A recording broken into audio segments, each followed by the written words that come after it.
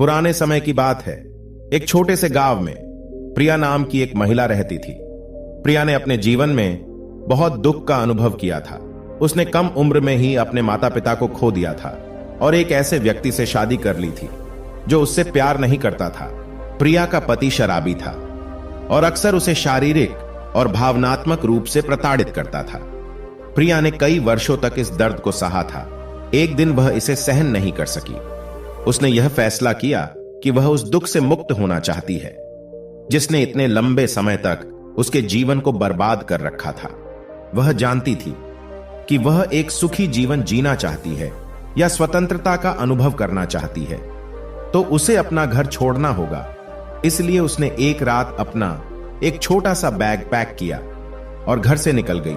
प्रिया ने अपने गहने भी रख लिए थे जिन्हें बेचकर वह अपने सफर में आगे बढ़ सकती थी। जब वह सुनसान सड़क पर चल रही थी तो उसे राहत का एहसास हुआ।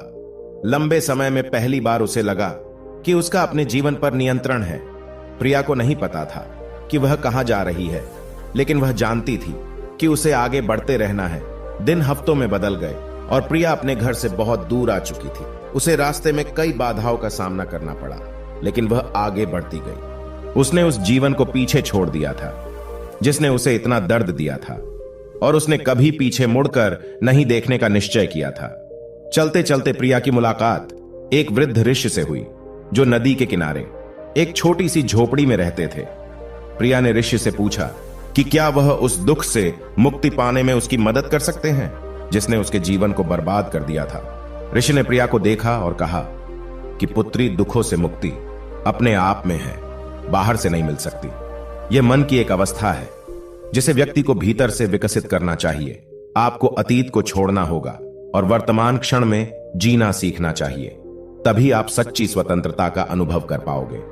प्रिया ने ऋषि की बातों को ध्यान से सुना और उसने महसूस किया कि वह बहुत लंबे समय से अपने अतीत को पकड़े हुए थी, इसीलिए उसका दर्द कम नहीं हो पा रहा था। उसने ऋषि को धन्यवाद दिया और अपनी यात्रा जारी रखी। चलते चलते प्रिया ने ऋषि की शिक्षाओं का अभ्यास करना शुरू कर दिया।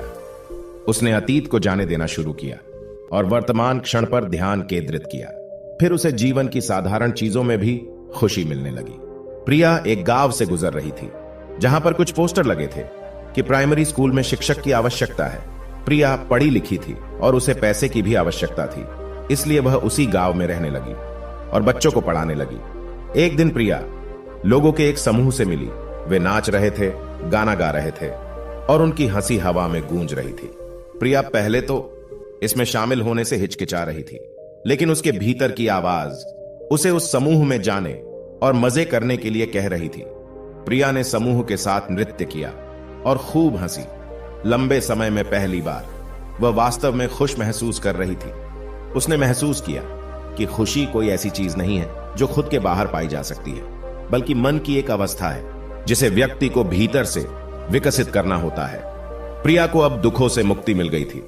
अब वह बच्चों को पढ़ाती और अपने अनुभव का उपयोग करके दूसरों को खुशी का रास्ता खोजने में मदद करती।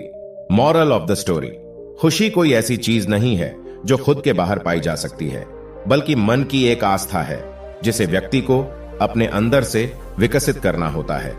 दोस्तों, आपने इस कहानी से क्या सीखा? हमें नीचे कमेंट बॉक्स में कमेंट करके जरूर बताएं। धन्यवाद।